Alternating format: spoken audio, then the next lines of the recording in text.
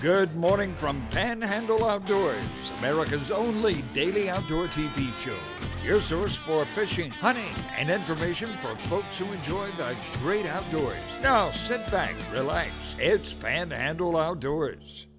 Good morning, folks. Welcome to Panhandle Outdoors. I'm Winston Chester. Glad to hear this Tuesday morning. Got a big show lined up. First, our weather. Brought to us by Haney Technical Center at the corner of Baldwin and Highway 77.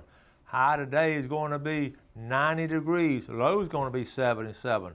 Not much variance right there, but it's just been hot. I know August has been a hot and it's been a rainy month, and I'll be glad to get out of August. Although it's been some pretty decent fishing, as you see by some of the pictures we have shown and will show today. Water temperature is right at 87 degrees, so it's been high 80s too. Let's take a look at our tide chart brought to us by Kent Forest Lawn Funeral Home and Cemetery. I'm sorry, let's do the river readings first. I'm getting out of whack right here. River readings brought to us by Sandhill Seafood up on Highway 77, Apalachicola at Bluntstown. We're looking at a 5.3, just a pretty steady. I know some folks had some good times over the weekend on the river. The Choctaw at Caryville, 5.5. So both river readings are the same, and both rivers are acting the same. Just a little bit of a drop. I want to talk about the weekends on the rivers like this past weekend. A lot of folks, and I know some of them, they'll just load the kids up in the boat and go to the sandbars. And the sandbars on the river, it's like the folks here going out to Shell Island. They spend a lot of great quality time with your family.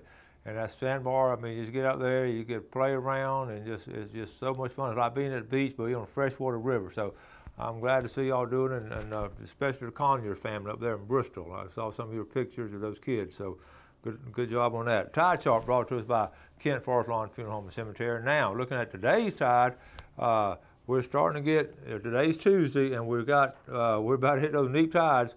The next 4 or 5 days is going to be neap tides. We just had that new moon last night, and we're going to not have a lot of tidal flow. And the river looks, steady. So this week isn't not going to be anything as far as, being drastic on the tides or on the river. So it's going to be real steady if you like those kind of conditions, fishing the creeks and rivers. All right. The marine forecast will be northeast at about 5 to 10. So one of those lazy, late summer days. So let's take our break and we'll be right back.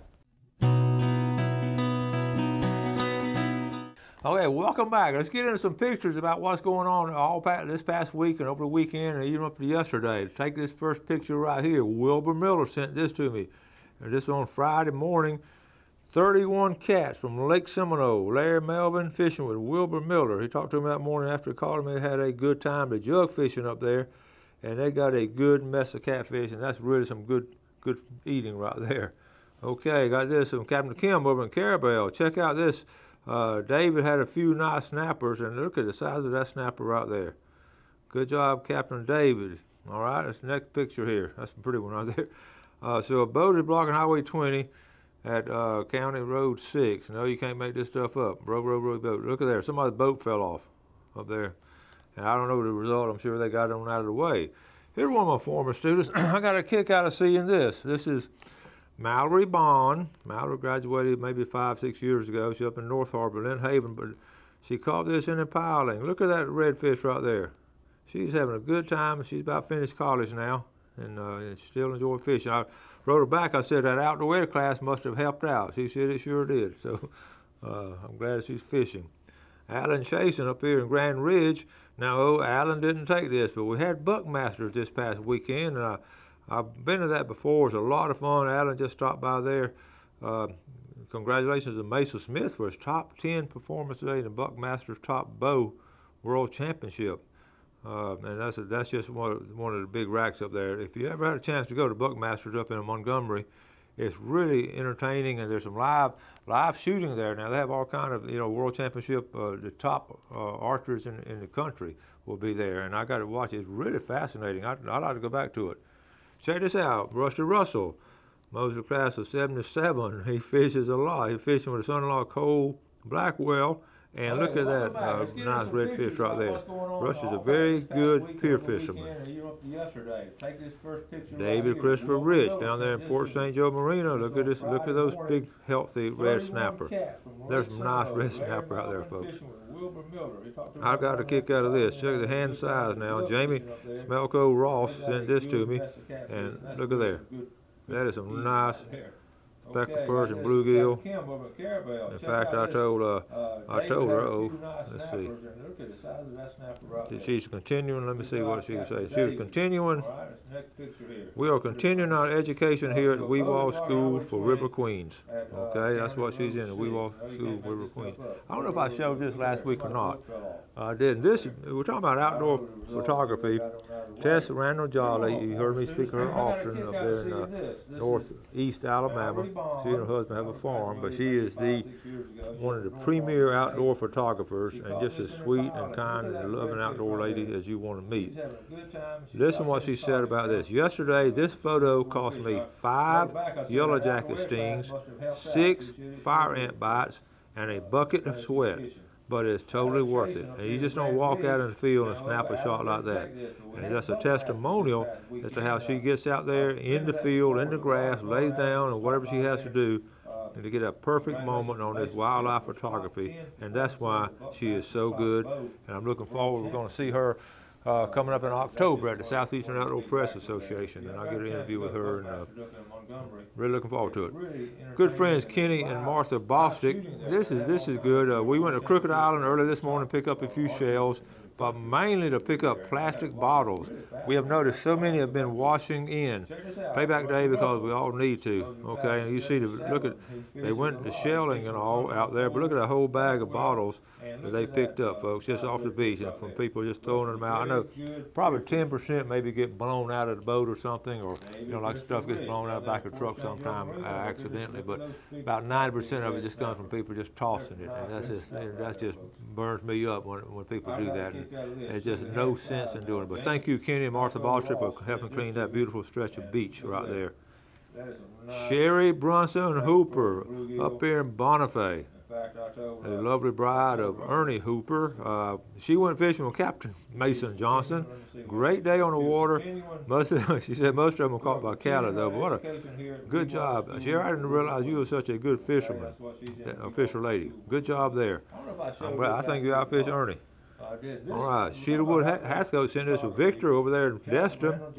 Called Spanish mackerel, bluefish, and ladyfish. A fun day on the water. Look at this picture in the bottom left-hand corner. You want to know how crowded Destin gets? It's hard to catch a fish in there. That's the Destin Bridge behind them.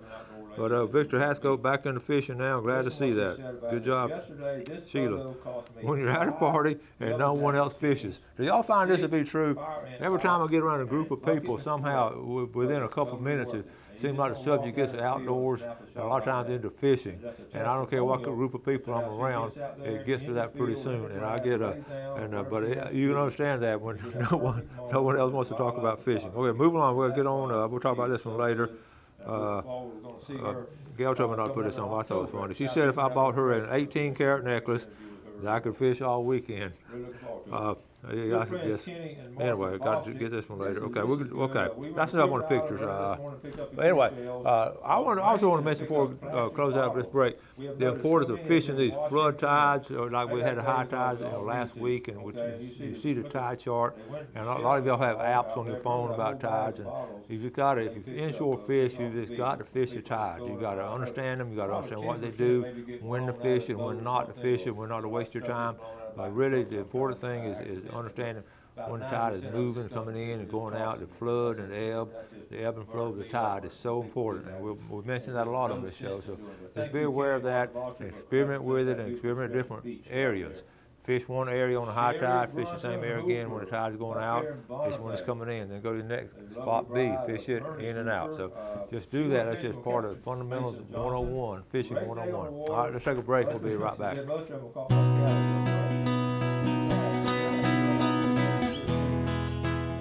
Okay, here's something good here. I was looking at, always looking at information, all the fascinating different things going on. Up in Georgia now, they have an idea that they're implementing this year as of July 1, it's implemented, and it is on the wildlife management areas. Hunters and fishermen no longer have to have a wildlife management stamp. That's right. You don't. If you get a hunting and fishing license, then you can go in the wildlife management areas. However, all others have to buy $30. They call it a $30 recreation permit, a public lands pass. And what that does, that's taking the weight off the shoulders of the fishermen and hunters on supporting all this land. You know, hunters and fishermen use it, of course, and you know they've been paying the wildlife management stamp. But now what Georgia's doing, they're letting the hunters that's coming out of their hunting license now, some of that money to buy, you know, to release that land. But what they're doing, they're starting to charge all the other folks for just driving in there. If you go in and use it picnicking, if you go in there and use it photography, if you go in there and use it camping, you have to buy $30. It's a yearly pass for $30, which is a heck of a deal for $30. I mean, you can't take your wife out to the movies hardly for that. So for the whole year, but now that adds additional income for the public wildlife management areas to help lease that land. So it takes the weight off the shoulders of the hunter and fisherman, and it spreads it out fairly and evenly because all these people are using the wildlife management area. So I'm going to be the first one to suggest it. Florida, FWC, y'all need to look into that. We need to do that here in Florida. It's a no-brainer. I know over in Walton County, a lot of folks go jogging and hiking and all that, which is great. But let them have a permit to use that land too. That land's not free. We have to pay for it. So I like that. It spreads it out good. Okay, let's talk a little bit about I was fishing the other day, and a lot of times I take for granted what we all, surely y'all know that kind of stuff. But I just want to go over some basic stuff I always take with me when I go fishing. And I'm going to start off with, these, okay, y'all see these right here? This locks on the fish jaws, like the fish is coming up, and it locks on the jaws, like right here. Let me see. You lock it in right there on that bottom lip, and you push it down, and it locks. And you hold the fish up like that, of course, and you got your, put it on. Now, I use this all the time. There's so much, especially when you're trying to release the fish and, and it's hooked pretty bad. And of course, you have the short. You have these little. I keep these on my belt right here. And 90% of the time, you can go in there and just pop it loose real quick. And it's usually just like one hook back there. And so these two little items here are indispensable as far as a fisherman. You keep them close to you. I also have some really long ones that reach down if they get it down around the gills.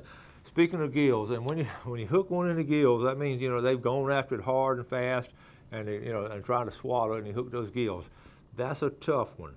That's usually most of the time you're going to lose it. They say that if you hold them out of the water more than 30 or 45 seconds, there's a 62% chance of them not making it back, surviving. So you want to get them up out of the water, get your picture taken, or even real quick picture and put them back in, which can be done in 30 seconds, of course.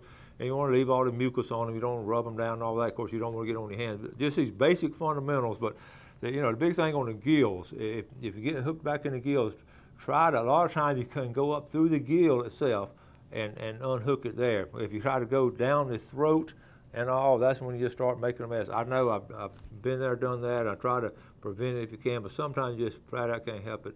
And over the years, I've done a little study. The fish I do release, around 80 to 90% of those fish do survive, but that 10 to 15% don't survive. It's 100% of the time it's because they've been got caught back in the gill and just cannot get it out, and they bleed real bad. So on catching and releasing fish, those are important. And I was thinking about I pulled out some old. I was thinking about the early fishermen. Catch and release was not in their vocabulary. That's my dad's generation, my granddad's generation. That was not a phrase they ever used, catch and release, because it was catch and cook. And you stop and think about it, it goes back into the areas in the 1930s during the Depression. It was so important that they feed the family of whatever they got. It was a big deal, and fishing and game, bring that food back to the table, and then the vegetables in the backyard. And fish and game, a lot of families in the country survived in the north and in the south. So the big thing about it was I got tickled. The early fishing lures, I think last night I had to go upstairs and look at some old antique tackle. Well, in fact, I'll give you an example. 1932, George Perry caught the world record bass at 22 pounds, and he caught it from Georgia. You know what he did? He caught that big bass. He was a 20-year-old farmer. Well, he was in Perry, Georgia. Walked up there at Lake Montgomery, which is not there anymore. He walked down there to the grocery store, which happened to have one of those scales that was certified because the scales had to be certified by the state of Georgia on a regular basis because that's how people sold stuff by the pound. It was a big deal when they sold hoop cheese or whatever it sold by the pound. So certifying was very important. So those scales were certified. Put that big old fish on there. Looked at it, everybody, wow, wow. And then what did he do with it? He took it home, cleaned it, and the family ate it. He didn't take it to taxidermy. Today, you wouldn't even think about eating something like that. You take it straight to taxidermy. So, but anyway, I was thinking about the early developers, Hedden and all those people. This is just a package of old fishing tackle, but they're in real good shape. But I was thinking about the old 9-hook rigs. Okay, here's some beautiful tackle. These are some big tackle. I brought a big one, so this is old creek chub here. But the 9 hooks, you don't even see, they don't make them like this anymore, but this is ensure they make sure that they caught that fish. And that big old bass was not going to get away. They wanted all 9 hooks in them if they could. But that's how things have changed, even on some of the smaller baits here. Let's see, I had some other, there are several what I call 9 hook. Anytime I was looking up old tackle, anytime I saw the 9 hook rig, then I was able to, that's an old piece of tackle right there. But then also, then it started going to 2-hook rig, and then also the 1-hook rig is important too, and that's why a lot of people are just using single hooks now. So the treble hook itself is very efficient at catching a fish, but over the years they have, in fact, I'm going to show you some of the newer baits. I just pulled this out last night, and a lot of people, we're talking about a lot of, they don't even, like I say, don't even make a 9-hook rig anymore. And a lot of them just, and a lot of folks take off the belly weight. A lot of us do that, and some of these have them taken off, and this one here, okay. All these are 2-hook rigs, which is very efficient in itself. But a lot of people, I know I talked to Fred about it. Fred don't even fish with treble hooks anymore because he releases so many. He'll just put a single hook back here. And if you're really good and fish as much as Fred, that's good. But a lot of us don't fish as much as Fred, so we need the treble hooks on it. So anyway, looking at your tackle and all, it's important that you're very very adept at catching a fish before you start knocking all your hooks out. And make sure you have your nets and all. This is, of course, a smaller one. If you're freshwater fishing for brim or up there in the mountain streams and all, you want to have a net with you. And the first thing I noticed about this one, it's got a hole in it right here, but I can fix that, and I will fix it. But also, here's a net that come off my boat. I went and got it off the boat. And also, you want a rubber instead of a cloth net. You want to try to have some kind of rubber net on it. It's a lot easier for them to survive. So these nets are important, especially it's a big one, to get it up there so you can unhook it.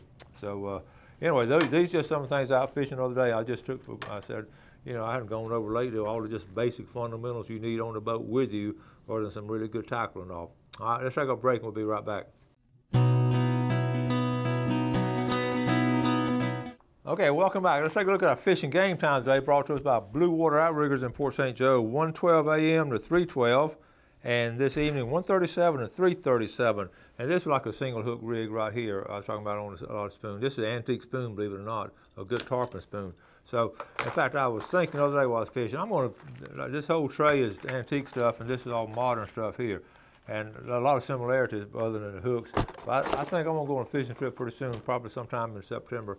And I'm just going to take some antique tackle with me and go fishing with some antique tackle. And I'm not going to take the real collectible stuff. There's a couple of one-of-a-kinds and all I have, but I won't take the fish with those. But I've got a lot of doubles and triples of over tackle. So I'm putting together me a little trip on fishing with antique tackle. I have a theory that, fish, they see so much of the same thing. They live 7 or 8 years and they see that skittlewalk all the time, so they get, the first comes out, they jump on it. Then after a while, they see their cousin Joe get caught with it and they're not going to bite it again. So I just have this theory trying something new. So I think, everything goes in cycles anyway. So we get back to some of this antique tackle. And especially, I may even spray paint some of them different color, but I'm going to experiment with it. I just think, I've always believed you can catch a lot of fish with antique tackle. Okay, let's go from fishing to hog hunting. I keep talking about hog hunting has been really good this summer. I ran into Paul Stokes at a Bluntstown Chipley game the other night. Paul is head of Muddy. He started Muddy Rivers Outfitters, and they just do an amazing job. By the way, the ball game is enjoyable. Chipley's got a good team. Bluntstown beat Chipley. I just love, if you know me, watch the show over the years, I love Friday night football. I always have since I was a little kid. And I played it and watched it and coached it and all, and I still love Friday night football, especially in these small towns. And it's all about community and all. So anyway, Chipley, Bluntstown won. Bluntstown's got a good team. In fact, I'm going to predict Bluntstown going to win the state championship this year. They got a good enough team to do it, to get a couple of breaks and don't have any injuries. But anyway, Paul Stokes and I were talking about hog hunting. They've had a great summer. Here, if you want to get a hold of them, okay, here it is, Muddy River Outfitters. And you go online, of course. I'm going to go ahead and show you. Here's their phone. I don't know if we can see this, Jeff. Can we see that? Yeah. We may can. I'm going to give you his phone. It's up in Alpha. He lives up there. Muddy River Outfitters. His email there, and those phone numbers on the bottom of the screen right there. But go online and pick it up and set up a hog hunt. And those hogs are really, like I said, really chubby this time of year. They've been eating all summer. He said they've had a good year. He's having to get some people sort of standing for him. They're staying so busy, but it also helps these farmers out on these crops. And we were talking about that, and it's just so important. By the way, I had a ball game, so Al Simmons and Ellis Nichols. I want to say good morning to y'all. I never go on a Friday night to these small towns. I run across a lot of people. Y'all come up and speak to me.